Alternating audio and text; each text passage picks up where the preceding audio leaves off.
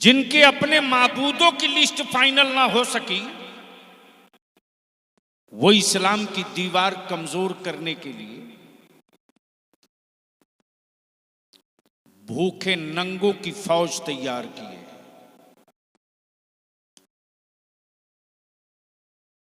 इसलिए कि उन्हें पता है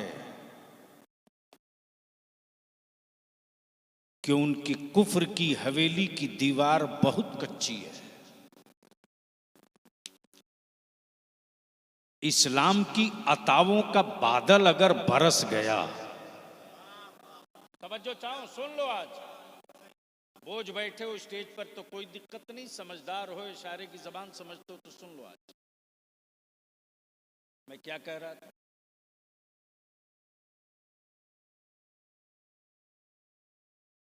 यानी इतनी देर से मैं मेहनत यूं ही कर रहा था।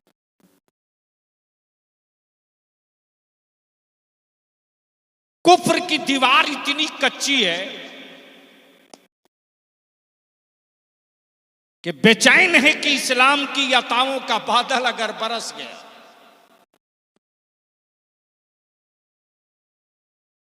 मोइनुद्दीन की चौखट से फिर कोई निकल गया। तवज्जो चाहो,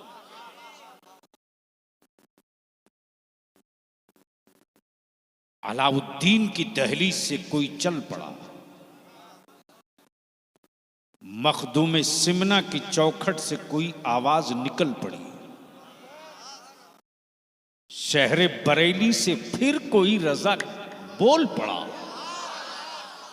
तवज्जो चाहो, तवज्जो चाहो। तो मालूम है कि कुफ्र की कच्ची दीवार बहुत देर टिकेगी नहीं।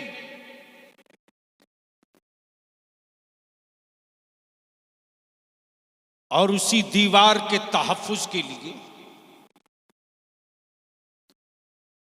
भारत में राजनीतिक पेट्रोल छिड़क कर आग लगाया जा रहा है।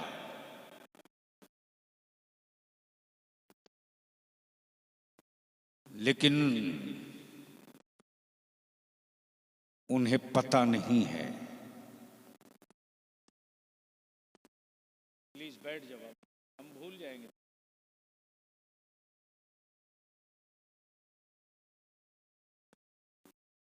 कि कल भी इस्लाम वालों की तादाद कम थी, आज भी कम है। इसलिए कि कोयला हर जगह मिलता है, सोना हर जगह नहीं मिलता। तवज्जो चाहो, तवज्जो चाहो, तवज्जो चाहो। कचड़ा हर चौराहे पर मिलता है, हीरा हर नुक्कड़ पे नहीं मिलता। बोलोगे तो बोलूंगा, धक्का ना देना पड़े बोलोगे तो बोलूंगा। तवज्जो चाहो। अब कुफ्र उसी उधेड़ बूंद में, कुफ्र की हवेली बचेगी कैसे?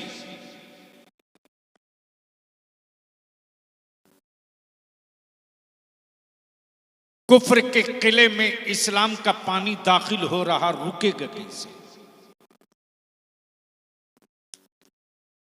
तो मोबाइल के डब्बे का इस्तेमाल,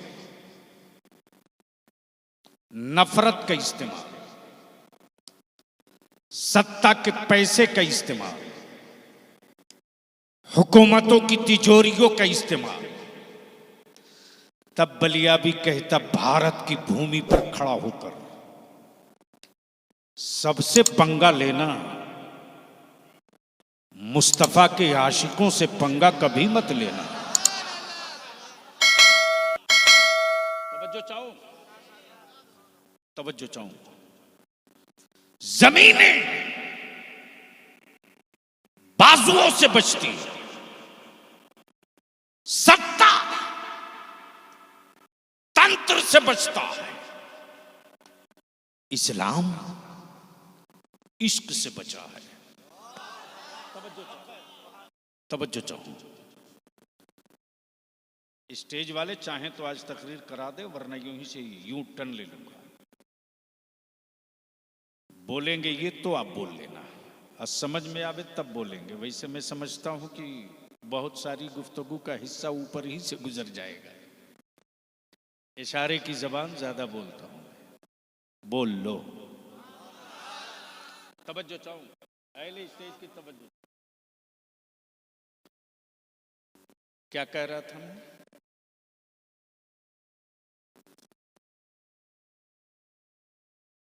मैं तो आपसे सुनना चाह रहा था।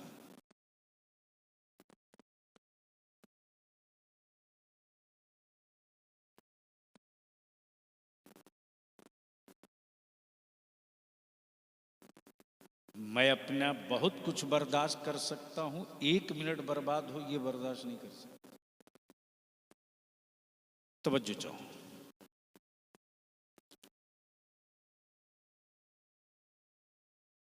आशिक, आशिक और इस्लाम, आशिक और इस्लाम। अहले स्टेज की तवज्जो चाहो। अब आशिक और इस्लाम के बीच में महबूब कौन है? तवज्जो चाहूं, तवज्जो चाहूं। तो एक तरफ इश्क, एक तरफ इस्लाम। तो मदीने से महबूब पुकार पड़ा, मैं महबूब, मैं महबूब, मैं महबूब। और जो मेरा महबूब है वह तन्हा मेरा नहीं, आदम का भी महबूब, ईसा का भी महबूब, जकरिया का भी महबूब, शीश का भी महबूब, इदरीस का भी महबूब, यूसुफ का भी महबूब, सालेह का भी महबूब, कलीमुल्लाह का भी महबूब, रूहुल्लाह का भी महबूब, ज़बीहुल्लाह का भी महबूब। अमा हद तो ये कि जो खुदा का महबूब है वो सारी कायनात का महबूब है।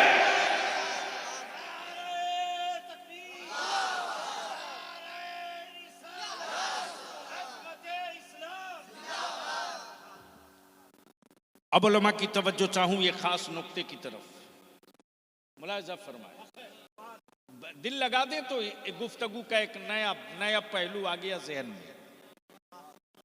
हसीन होना और है, तवज्जो चाहूं, हसीन होना और है, महबूब होना, तवज्जो चाहूं, हसीन होना और महबूब होना और। यूसुफ हसीन जरूर थे, महबूब नहीं थे, लेकिन हलीमा के झूले में पड़े हैं मेरे मुस्तफा, तो हसीन भी है, महबूब है। वाह वाह वाह, नारे तकबीर, नारे रिसालत। शान वाले हमारे नबी, शान वाले, शान वाले। आमिना का लाल, चमन चमन कली कली। महबूब, हसीन होना और महबूब होना।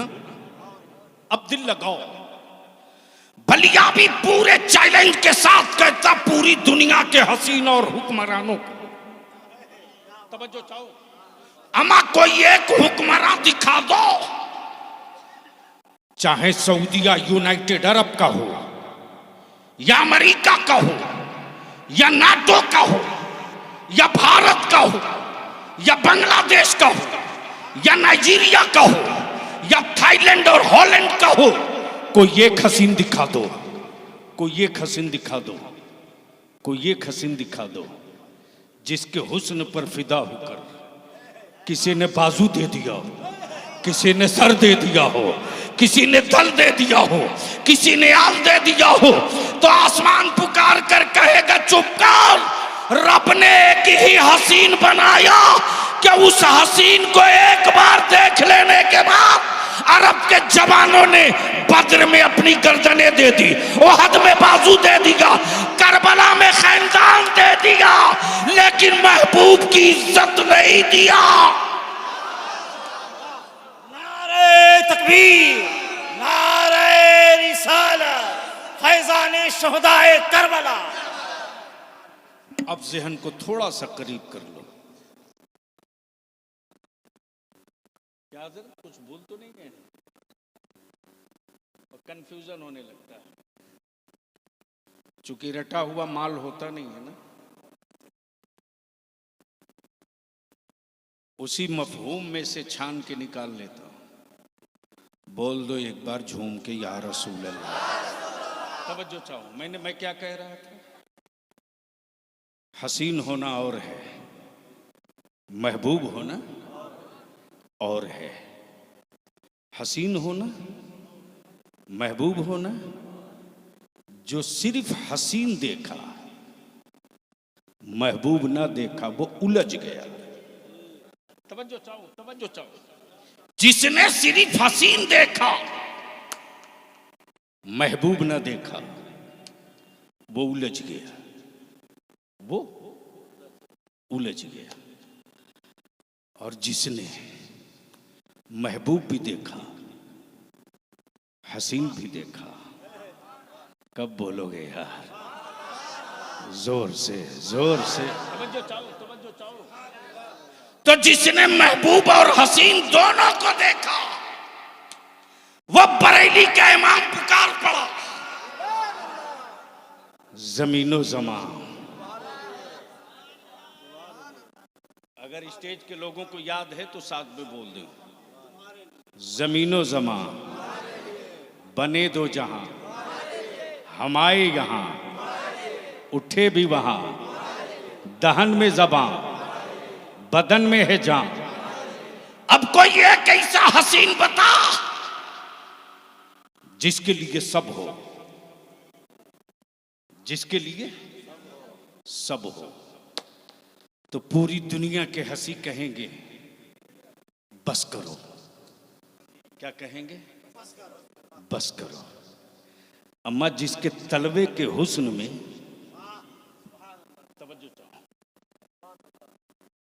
जिसके तलवे के हुस्न में जिब्रील गुम हो, जिसके तलवे के हुस्न में जिब्रील गुम हो। अब जहन को इसी जगह रोक लो और जहन को थोड़ा करीब कर लो। प्लीज जो कुछ करना हो भैया, प्लीज पहले हजरत को ले आओ, उसके बाद कुर्सी ठीक करो। मैं क्या कह रहा था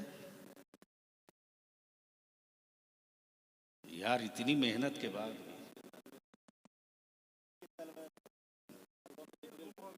गुम हो गए। आए आए आए, क्या बात रे। हसीन भी, महबूब भी, हसीन भी, महबूब भी। तब बलिया भी कहता इस्लाम फौजियों का मजहब नहीं है, इस्लाम आर्मी का धर्म नहीं है, इस्लाम दौलत वाला मजहब नहीं है, इस्लाम पावर वाला मजहब है। जोर से, जोर से, जोर। अब आप कहोगे बलिया भी पावर दिखता नहीं है। पावर, हम पावर दिखता नहीं तो तेरी आबादियों में पूरे भारत में ये आजान होती कहां से?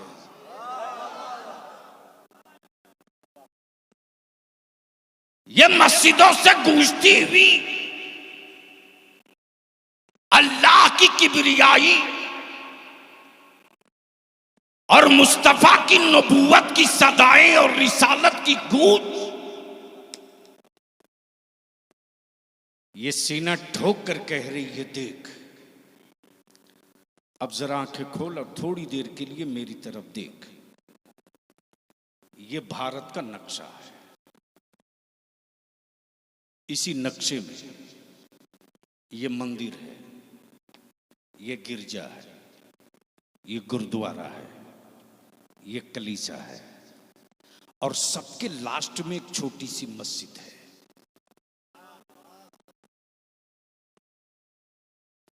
तवज्जो चाहो,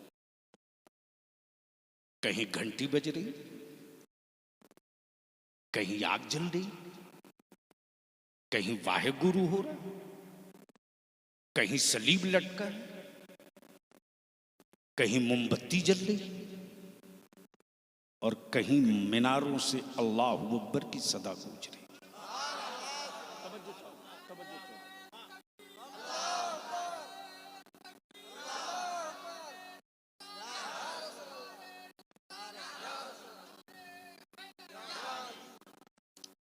सुबह सूरज निकलने से पहले घंटी बजने लगी। घंटी बजने लगी,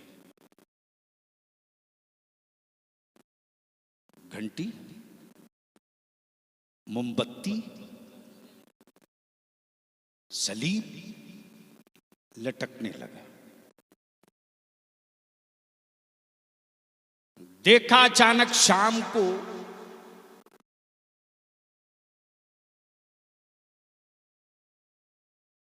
मगरिब की अजान हुई तो पड़े उसका महेश अपने बीमार बेटा को लिए मस्जिद की तरफ दौड़ रहा। समझ में आवे, दिख रहा हो तो बोलना, अगर दिख रहा हो तो बोलना। बोलो बोलो बोलो, अरे बोल जोर से, डर। पंजाब का पंजाबी भाई शीशी में तेल लिए मस्जिद की तरफ, क्रिश्चियन शीशी में पानी लिए मस्जिद की तरफ। मैंने कहा ओ महेश, रॉन्ग नंबर पर क्यों जा रहा? अरे मंदिर उधर है, ये मस्जिद है यार।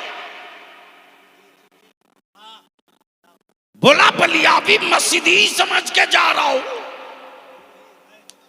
मैंने कहा घर का बदल लिया। ये नहीं समझ में आया, आ गया तो डरे हुए नहीं होते तो बोल दिए होते।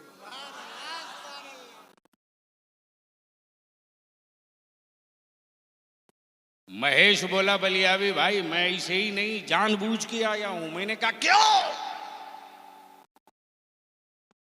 हमा तेरा भाई काट हो जाएगा, तू यहां क्यों? बोला बेटा बीमार है 6 महीने से,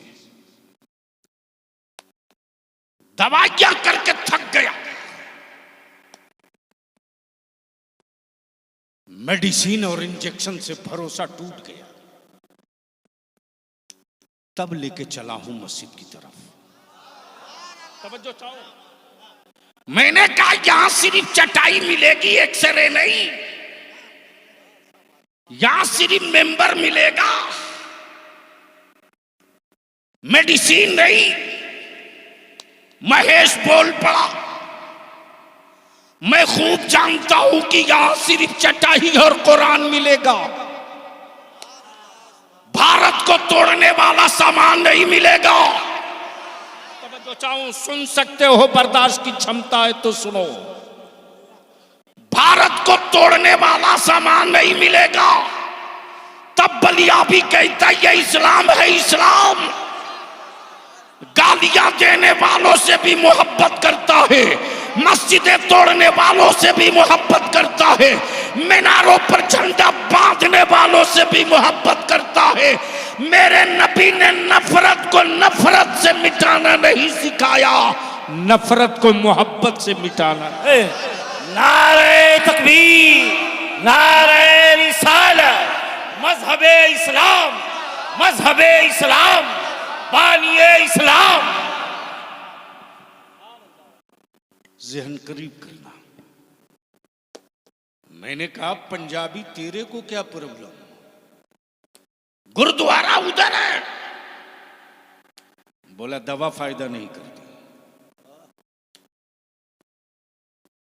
क्रिश्चियन से कहा ओए तेरा तो चर्च उधर है, आप यहां कैसे आ गए? बोला सब फेल कर गया तब आया। ज़हन को यही रोक ले। मस्जिद में जितने गए हैं सब अल्लामा नहीं है, सब मुफ्ती नहीं है, सब पीर नहीं है, सब मुफस्सिर नहीं है। गांव में चास करने वाला गरीब गया है, ठेले पर सब्जी बेचने वाला मजदूर गया है, कांधे पर बोझ उठाने वाला किसान गया है, और बाहर खड़ा होकर इंतजार महेश और सुरेश कर रहा।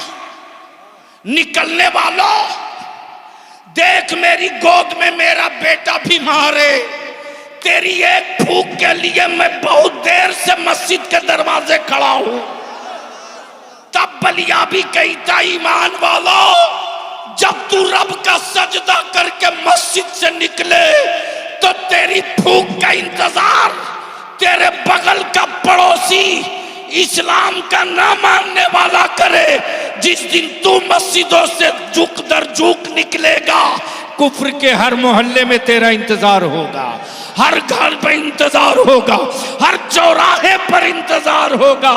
इसलिए कि इस्लाम कोई कच्ची दीवार का मजहब नहीं है, अहले बैत की बनाई हुई दीवार का।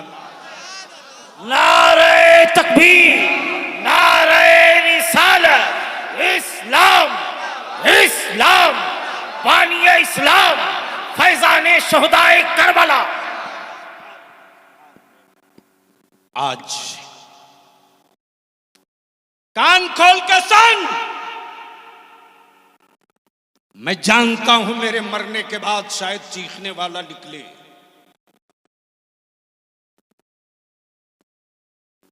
कीमती चादरें चढ़ाना यह अकीदत है, और उसी पैसे को बचाकर अपनी औलादों को पढ़ाना यह वक्त की जरूरत है। तवज्जो चाहो प्लीज। ए मौलाना मोबाइल बंद कर यार, घर जाके सो जा।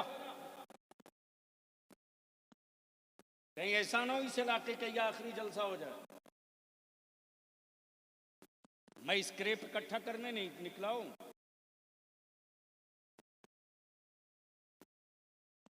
इस वक्त बारूद पर भारत में मेरी नस्लों को खड़ा किया गया है।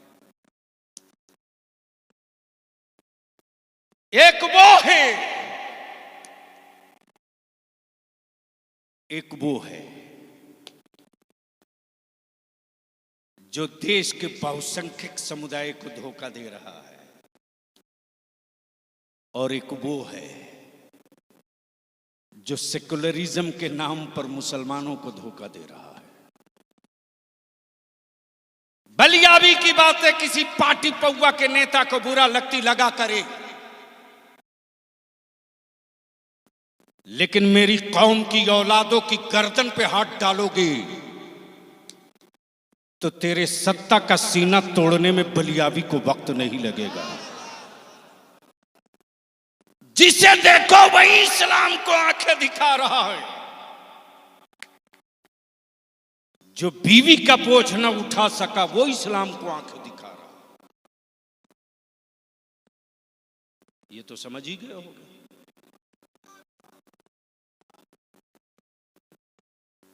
बोल मैं रहा हूं, डर आप रहे। जो अपनी बीवी का बोझ न उठा सका वो इस्लाम की बेटियों के लिए कानून बना रहे हैं।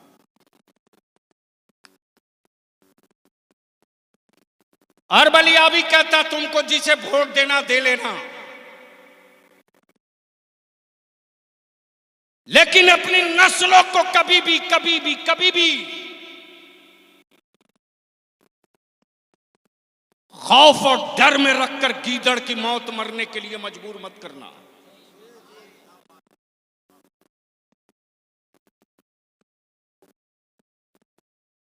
जरूरत किस बात की है सुन। भारत का संविधान है, सुना है, पढ़ा भी है।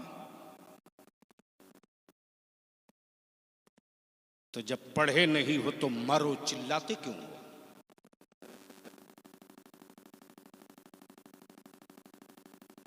हम अपने उलमा से विनती करके गुजारिश करके कहेंगे, उर्दू में भी है, निकाल के पढ़िए।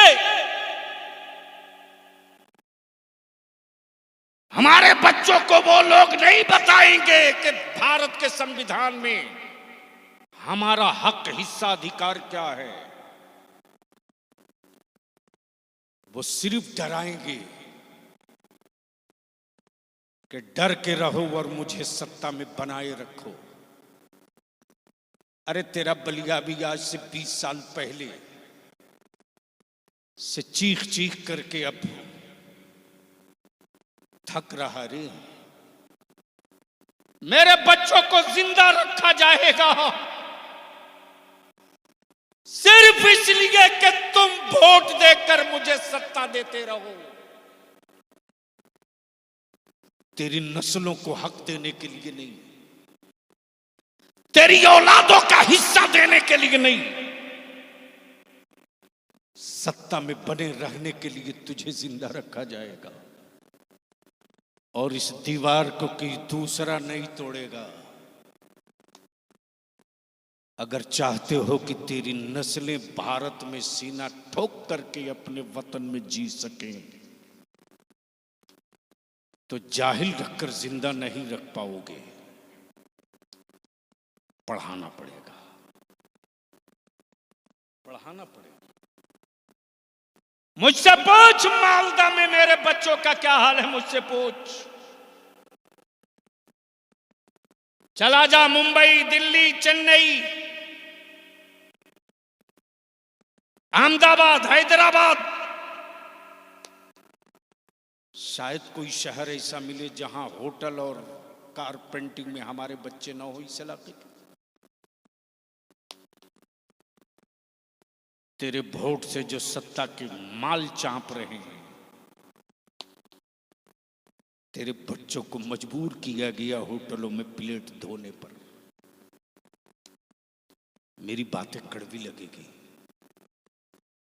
कोई फर्क नहीं पड़ता। सबकी जिंदगी का मिशन है, मेरी भी जिंदगी का मिशन है। मैं जानता हूं कि मैं कोई बहुत बड़ा दिया नहीं जला सकूंगा, लेकिन एक टिमटिमाता चिराग जरूर जला के मरूंगा। कोई तो होगा जो खूने जिगर डालकर उजाला फैला दे।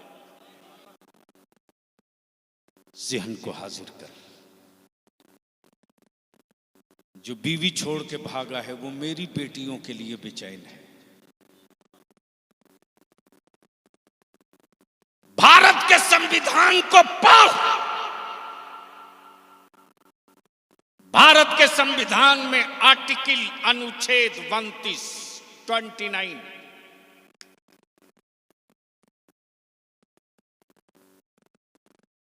में हमें आजादी है,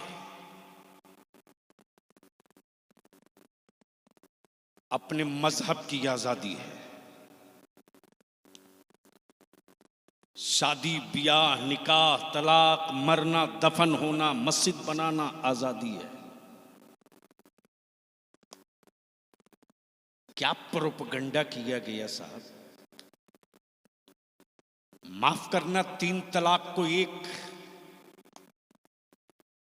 तलाक बनाने वाले हरामखोरों के पीछे कुछ टोपी दाढ़ी वाले भी बड़े हरामखोर लगे थे। उस वक्त तेरे बलियावी ने खम ठोक के कहा था, जिसको जो कानून बनाना बना लो, भारत में हम वही करेंगे जो मदीने वाले मुस्तफा ने मुझको बताया है। और यह अधिकार मुझको कांग्रेस ने नहीं, टीएमसी ने नहीं, लेफ्ट ने नहीं, आरजेडी जेडीयू ने नहीं, मुलायम और मायावती ने नहीं, ये हमको पावर भारत के संविधान ने दिया है। लेकिन जरा आंखें खोल, आंखें खोल। उनके यहां डाइवर्स हो, कोर्ट कुछ नहीं बोलेगा। उनके यहां तलाक हो, कोई कुछ नहीं बोलेगा। अमा उनके यहां तो 2005 में बेटियों को बाप की प्रॉपर्टी में हिस्सा दिया गया। कब कब? और वो मेरी बेटियों के हक की बात करते हैं, जो खुद ही बरसों बरस से हक मार के बैठे हो। लेकिन मेरे पैगंबर ने तो 1400 बरस पहले ही बेटियों का हक दे दिया। बाप की प्रॉपर्टी में बेटियों का इतना हिस्सा, गैरों में कोई दम नहीं था रे मुसलमान, मजबूर तो तुमने किया, तुमने। मौलाना माफ करेंगे, थोड़ा कड़वा है ये। खुदा जाने कौन सा नशा खा लिया है मुसलमान, पता नहीं ये कब होश में आएंगे।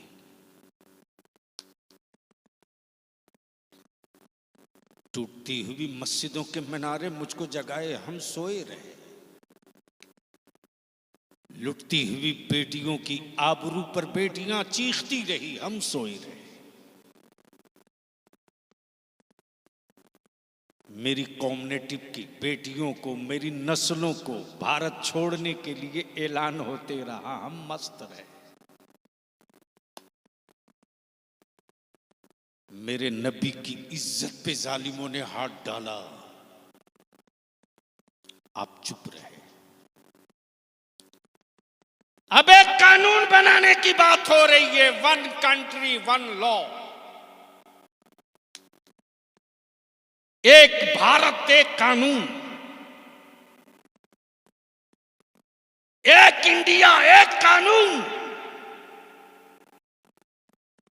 और भारत के बहुसंख्यक कम्युनिटी को यह मैसेज दिया जाता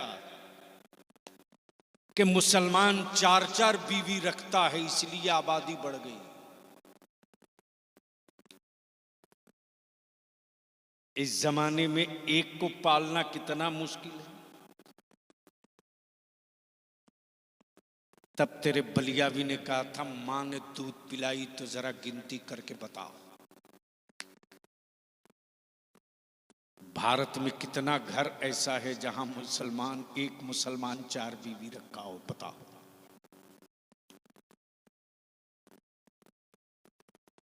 जब इनका मास्टर एजेंडा तैयार हुआ, तब अहले सुन्नत का खादिम तेरा बलियावी ललकार के बोल पड़ा, आखिरी सांस तक इसके खिलाफ लड़ेंगे। अब सर्वे कराया जा रहा लॉ कमीशन के थ्रू,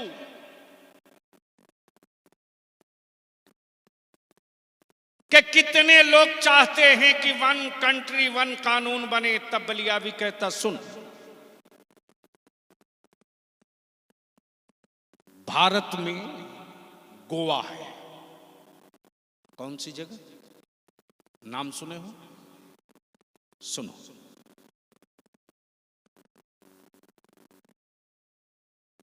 हजरत, ठीक है छोड़ दीजिए। गोवा में ये है कानून, एक मर्द शादी करे, 10-12 साल में अगर सिर्फ बेटी ही बेटी पैदा हो, यानी 2 बेटी अगर पैदा हो जाए,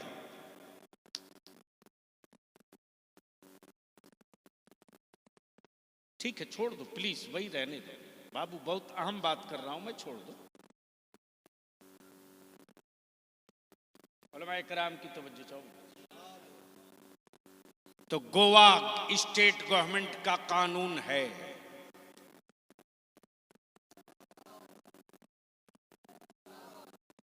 ओए झूम के बोलो, पीरे तरीकत शहजादे मखदूम सिमना, भांजे हुजूर कादरी मियां, अल्लामा शाह सैयद फैजान अशरफ अशरफुल जिलानी की ज़ियारत करें और 5-7 मिनट और बलियावी को बर्दाश्त करें। सुनेंगे तो मोहब्बत से बोल दो, ओए जोर से बोलो। मैं क्या कह रहा था? गोवा में कानून है कि शादी के बाद अगर 2 बेटी लगातार पैदा हो जाए, बेटा ना हो, तो मर्द को राइट है कि वो दूसरी शादी कर ले। बहुत गौर से सुनना नौजवानों, उलमा इकराम भी सुने, डट के जबान चलाइए, डरिए मत। लेकिन यहां कौन समझाएगा?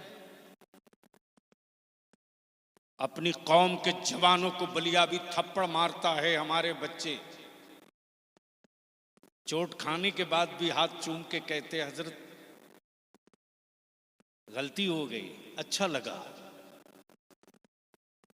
लेकिन उलमा बिरादरी के जिम्मे कोई काम नहीं, एक दूसरे की टांग और गर्दन दोनों ऐंठने की कसम खा के बैठा है।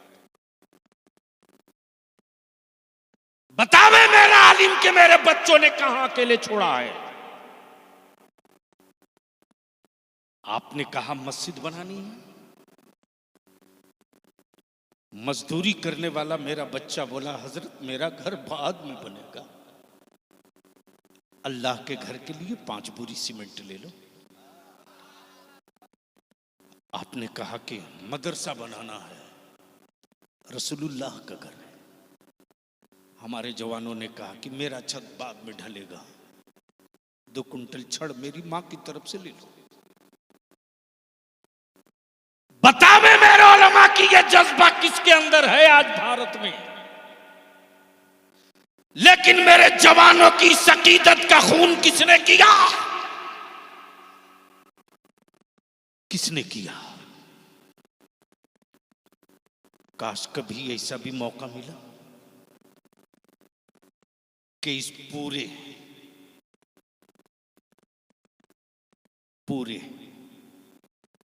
मालदा के उलमाए अहले सुन्नत एक जगह सर जोड़ के बैठ जाएं। कादरी हो, चिश्ती हो, रज़वी हो, अशरफी हो, कोई भी हो, अगर सुन्नी हो तो काश एक बार सर जोड़ के बैठ गए होते। अब तक मेरी कौम ने बुलाया तो हम गए। आओ सब लोग सर जोड़ के बैठ जाओ, अपने अपने पीर का शजरा लेके बैठ जाओ और सब सर जोड़ करके हर गांव से मुसलमानों को एक बार बुला लो।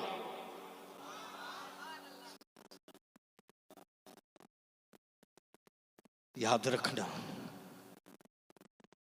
भारत में मेरे बच्चों को लावारिस समझने वालों की आंखों में होश का सुरमा डालने के लिए बलियावी ने तहरीक इदारी शरीयत छेड़ा है। पागल आवारा लोग मेरे नबी की इज्जत और नामूस पे हाथ डाल रहे थे। मेरी मस्जिदों को लावारिस समझा जा रहा है। मेरे बच्चों को जो जब जहां चाहे उठा करके मॉब लिंचिंग कर दे। हम जिसे बोरा में वोट देते हैं वो कभी मेरी औलादों की तड़पती लाशों पर जबान नहीं खोलता। मेरे बच्चों के बनाए हुए खून पसीने के कमाई के मकानों में आग लगा दी जाती। जिनको हमने सत्ता में बैठाला है उन्हीं की पुलिस मेरे बच्चों के हाथों में हथकड़ियां डालती है। आखिर यह खेल कब तक? जुल्म की गई ईंटें मेरी औलादों के सीने पर कब तक? कब तक? 45 साल एक पार्टी को देखा, 30 साल एक पार्टी को देखा, 15 साल बिहार में एक पार्टी को देखा, 10 साल से ये साहब आए हैं, बंगाल में दीदी को भी देखा, बंगाल के बाहर यूपी में दादा लोगों को भी देखा। मेरे वोट से सबको प्यार है रे, मेरी औलादों से किसी को प्यार नहीं। और इसके लिए तुझे खुद अपने पैरों पर खड़ा होना पड़ेगा, चाहे आज बलियाबी की मान लो या कुछ और बर्बाद करने के बाद मानना पड़ेगा। एक बात बताओ, उलमा इकराम की तवज्जो चाहो, आग लगी है तो कभी देखे हो? अरे आग लगे किसी बड़े मकान में देखे हो? देखे हो? तो जब आग लगती फायर ब्रिगेड वाले आते, पानी डाल के बुझाते, तो बुझाते हुए देखे हो? सैयद फैजान बाबू, देखा कोलकाता की बड़ी बिल्डिंग में आग लगी है, 5-5 फायर ब्रिगेड की गाड़ी लगी है, शोला कहीं से निकल रहा और फायर ब्रिगेड के कर्मचारी पानी कहीं फेंक रहे हैं। बोलो सही है कि गलत? बलियाबी विनती करके कह रहा है, मेरे अजीज सिर्फ 5 साल दे दो, निकाह को सस्ता कर दो, सिर्फ 5 साल दे दो, निकाह को आसान कर दो, इसी पैसे को बचा दो और अपनी औलादों को पढ़ा दो। अगर इस पैसे को तुमने बिरयानी और बाजा पे नहीं, तालीम पे खर्च कर दिया, तो 5 साल के बाद जो तेरा बेटा जो आज 10 साल का है ना, 5 साल के बाद जब वो खड़ा होगा ना, तो वो निहत्था नहीं होगा, उसके बाद कॉन्फिडेंस होगा, उसके बाद विल पावर होगा, उसके पास भरोसा होगा, उसके पास संविधान समझने की, आइन समझने की कैपेसिटी होगी। और जिसके अंदर ये सब कैपेसिटी आ जाएगी, वही तेरा बेटा 5 साल के बाद हुक्मरानों के लाल आंखें देखकर पसीने पसीना नहीं होगा, बल्कि जब वो अपने होश का कलम निकाल देगा तो सत्ता में बैठे हुक्मरान पसीने पसीने हो जाएंगे और कहना पड़ेगा कि फौज से लड़ना आसान है, नबी के आशिकों से लड़ना आसान नहीं। इस्लाम फौजियों का मजहब नहीं, आशिकों का मजहब है। और आशिक बाजू कटता है तो थकता नहीं, जवान होता है। सर कलम होता है तो मातम नहीं करता, जश्न मनाता है। इसलिए कि जब जश्न मनाता है तो उसकी ज़बान से यही सदाए इश्क निकलता, उन्हें जाना उन्हें माना, न रखा गैर से काम, लिल्लाहिल हम्द के दुनिया से मुसलमान गया। वमा अलैना इल्लल बलाग। खुदा हाफिज। अस्सलाम वालेकुम।